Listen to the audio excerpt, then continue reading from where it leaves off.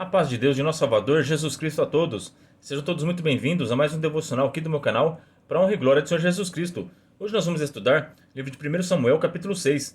E os assuntos do vídeo de hoje serão: Fazei prova do Senhor, sacrifício de tolos e Deus é santo. Então vamos começar mais esse estudo com a ajuda de Deus, a guia do seu bom espírito, em nome do Senhor Jesus.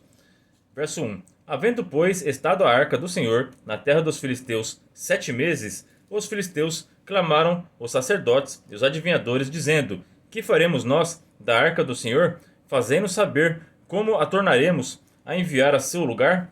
Os quais disseram: Se enviardes a arca do Deus de Israel, não a envieis vazia, porém, sem falta, lhe enviareis uma oferta para a expiação da culpa. Então sereis curados. E se vos fará saber, porque a sua mão se não tira de vós. Então olha só, nesses 3 versos, quanta sabedoria tem para nós, né? Então aqui, como já estava 7 meses a arca do Senhor lá, e Deus estava pesando a sua mão sobre o povo dos filisteus, com a praga das hemorroidas e com a praga dos ratos, eles já não sabiam mais o que fazer. Eles queriam se livrar da arca, só que eles não sabiam como, porque eles tinham medo de mexer na arca e a situação piorar ainda mais ainda, né? Então eles consultaram os sacerdotes deles, né, e os sábios e os adivinhadores dos filisteus para tomar uma decisão. E eles aconselharam a não devolver a arca vazia, que era para oferecer uma oferta expiatória pelos seus pecados. Então, até entre o povo filisteu, eles entendiam que quando Deus castiga é por consequência de um pecado e que é necessário expiação, né? Então, da mesma forma que Jesus Cristo veio ao mundo para fazer a expiação dos nossos pecados. Sem Cristo, nossos pecados não são perdoados. Tá? Então, até entre os filisteus, eles sabiam que pecado é necessário expiação. É necessário fazer uma oferta, fazer um sacrifício para que esse pecado seja perdoado. Então, eles vão aconselhar o povo filisteu a devolver a arca da aliança com ofertas para expiação dos seus pecados, reconhecendo que eles estavam sendo pecadores diante do Deus de Israel. Amém? Verso 4. Então disseram: Qual a expiação da culpa que lhes havemos de oferecer? E disseram: Segundo o número dos príncipes dos filisteus, 5 hemorroidas de ouro e 5 ratos de ouro, porquanto a praga é uma mesma sobre todos vós e sobre todos os vossos príncipes. Então, para cada príncipe dos filisteus, era para eles fazerem 5 hemorroidas de ouro e 5 ratos de ouro, porque eram as 2 pragas que eles estavam sofrendo desde que a Arca da Aliança chegou na terra dos filisteus: a praga das hemorroidas e a praga dos ratos. O nosso Senhor, ele tem o poder sobre todas as coisas, sobre a nossa saúde, sobre os animais. Então, quando Deus dá um comando aos animais, eles obedecem. Lembra da praga do Egito? Deus deu comando às moscas, mandou a praga das moscas para afligir o Egito, mandou os sapos afligirem o Egito, né? E as pulgas. Então, Deus tem controle sobre toda a sua criação, né? Então, os animais, eles atendem o chamado de Deus e obedecem. Porque nós, que somos seres humanos, teimamos em desobedecer o nosso Deus, né? Então, guardem isso no coração de vocês. Sejam obedientes a Deus, porque até os animais obedecem ao Altíssimo. Amém? Verso 5.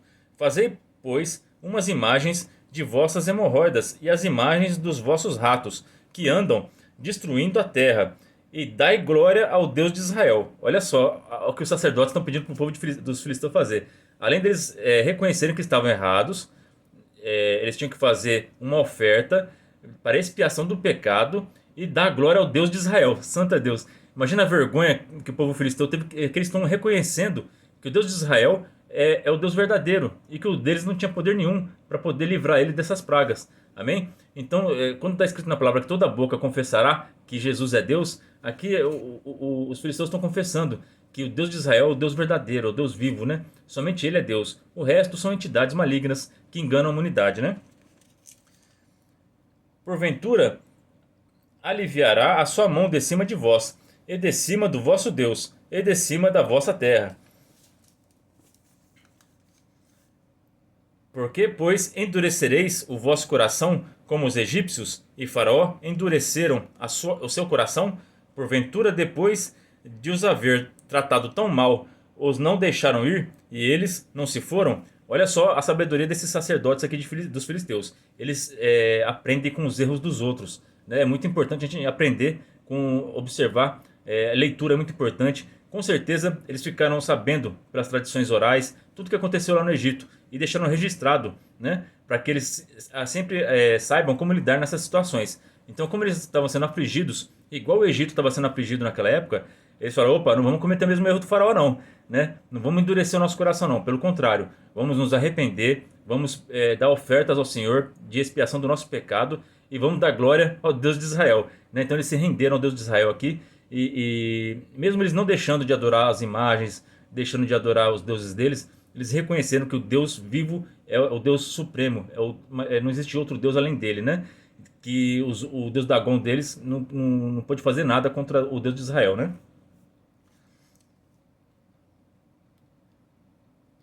Verso 7: agora, pois, tomai, afazei-vos um carro novo, e tomai 2 vacas que criam, sobre os quais não tenha subido o jugo, e atai as vacas ao carro, e levai os seus bezerros de após delas a casa. Olha só esse conselho aqui que eles deram aqui. Esse aqui vai começar, é o princípio do sinal que eles vão pedir para ver se é Deus de Israel que está mandando essas pragas ou se é apenas uma coincidência, né?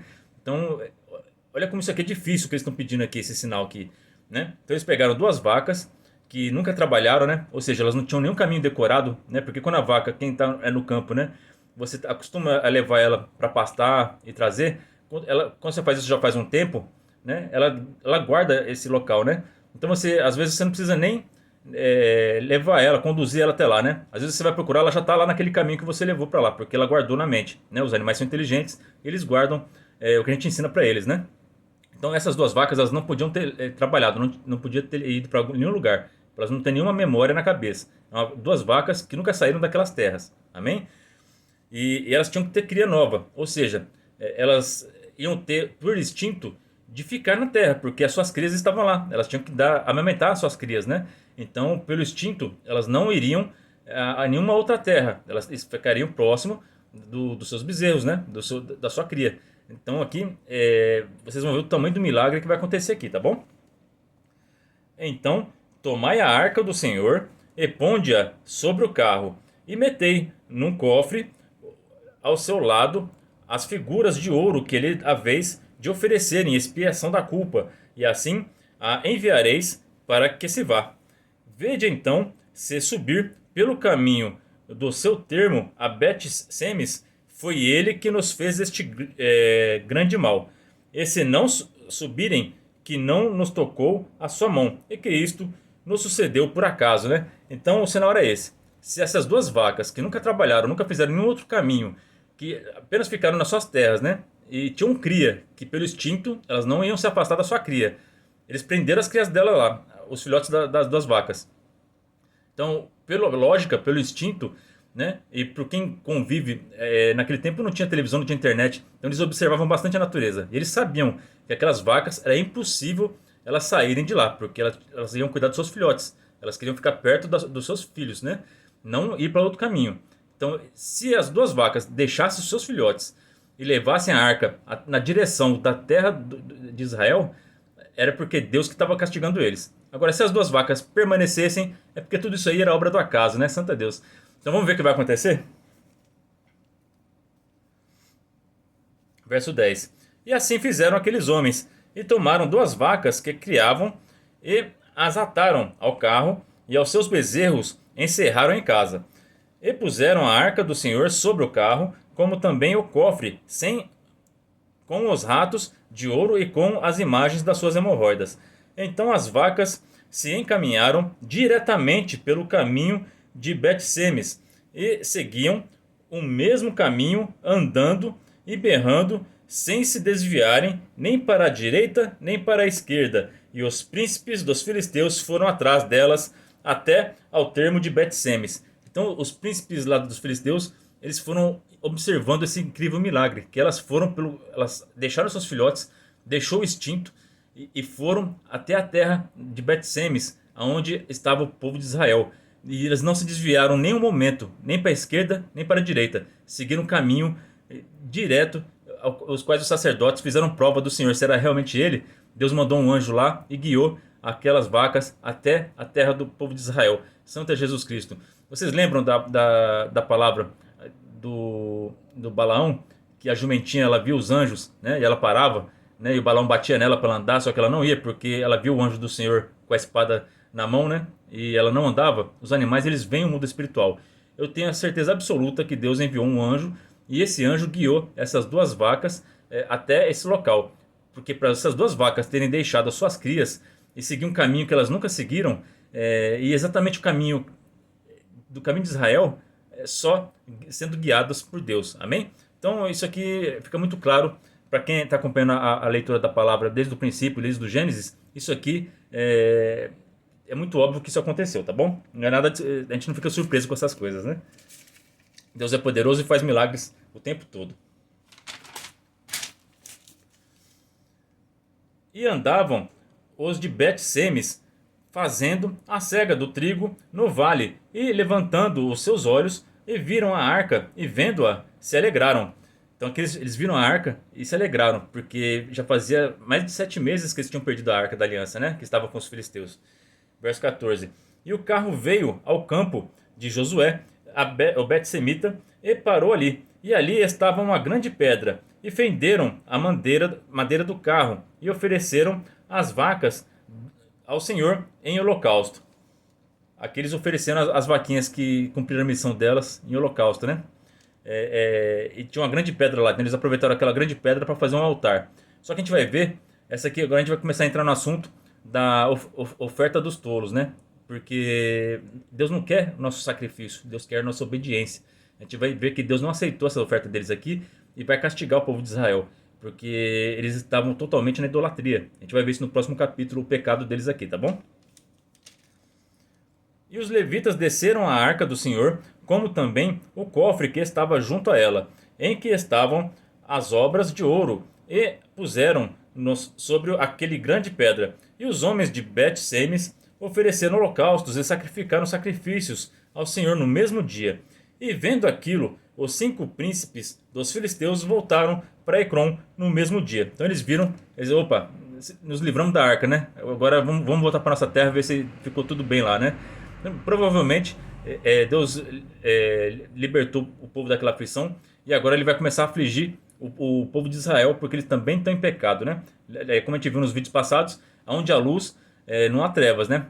Vai ter conflito. A luz, ela dissipa as trevas. Então, se o povo está impuro diante de Deus, vai ter consequência. Deus vai começar um limpo aqui, tá bom?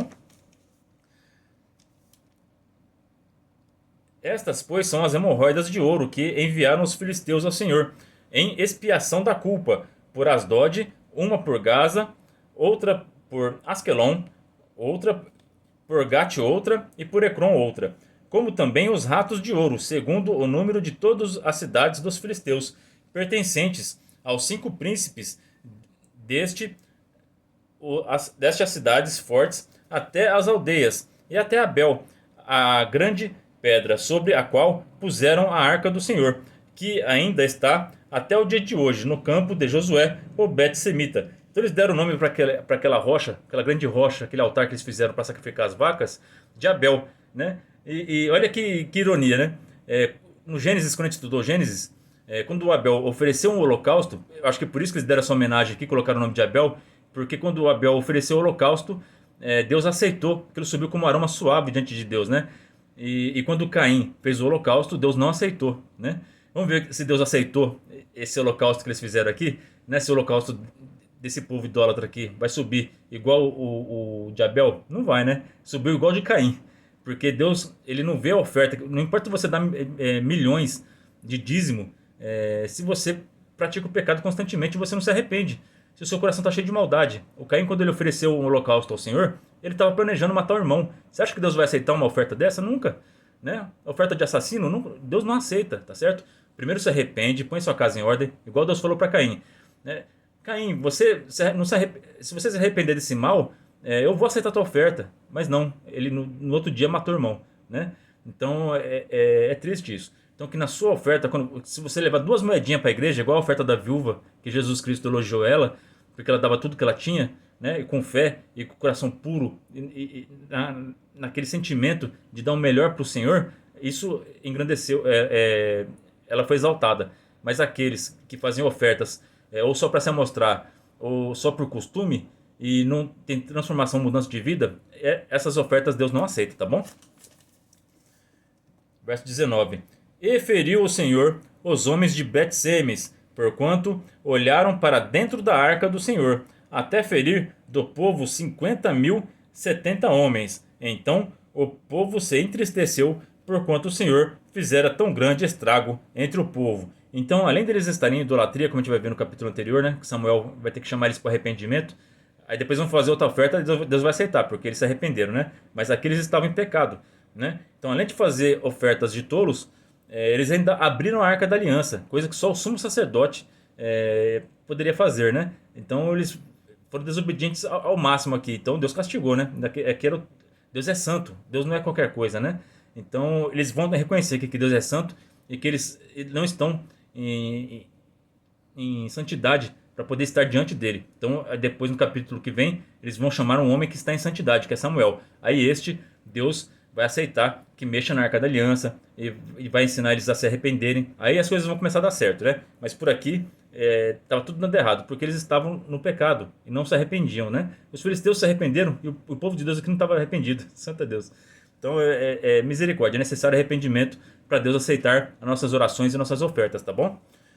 Verso 20. Então disseram os homens de Bet-Semes: quem poderia estar em pé perante o Senhor, este Deus santo? E a quem subirá desde nós? Quem? Samuel, santo Deus. É ele que vai poder chegar perto da Arca da Aliança e vai restaurar todas as coisas, né? Mas aqui, entre eles ninguém estava se achando digno de estar diante de Deus. Da mesma forma que nenhum de nós é digno de estar perante Deus sem Jesus Cristo. Amém? Só tendo fé nele, nós somos justificados e temos nossos pecados expiados, somos perdoados e aí nós podemos estar diante da presença de Deus, porque Deus é santo e nada que é impuro vai entrar no céu. Amém? Então, sem Cristo é impossível a gente alcançar a salvação. Então, busquem aceitar Jesus Cristo, que ele nos limpa de todo pecado e nos santifica e nos justifica diante do Pai. Verso 21. E enviaram, pois, mensageiros aos habitantes de Kiriat Jearim, dizendo: os filisteus remeteram a arca do Senhor. Descei, pois, e fazei subir para vós. Então, aí eles vão pedir ajuda para outra cidade, né? Porque eles falam: a gente aqui está todo mundo morrendo, não tem santo aqui que consiga estar diante de Deus. Ajuda nós a tirar essa arca daqui, né? Então, eles foram pedir ajuda. Então, aqui eu queria ler um texto para a gente entender de uma vez por todas que Deus não aceita oferta de tolo, que Deus não se agrada de sacrifício, Deus se agrada de obediência, tá bom? Isso está em Eclesiastes capítulo 5, verso 1. Guarda o teu pé quando entrares na casa de Deus, e endireita-te mais a ouvir do que a oferecer sacrifícios de tolos, pois não sabem que fazem mal. Então tem gente que oferece sacrifícios de tolo, que a gente tem que ouvir a palavra de Deus, a gente tem que ouvir qual que é a vontade dele. Eles foram lá, já chegaram abrindo a Arca da Aliança e achavam que ia dar tudo certo fazendo do jeito deles. Não, ouça o que Deus quer que você faça, tá bom? Não vai fazendo atitudes precipitadas. Ouça o que Deus quer de você. Busca um sinal, ore na tua casa e peça um sinal para Deus. Vai buscar a Deus na palavra para você ser orientado pela palavra de Deus. Se você está com dúvida sobre algum assunto, puxa todos os versículos bíblicos sobre esse assunto. Hoje o Google é uma ferramenta tão importante para nós, tão boa para estudar. Então usa essa ferramenta para o bem. Tanta gente usa para o mal, para ver outras coisas que não agrada a Deus.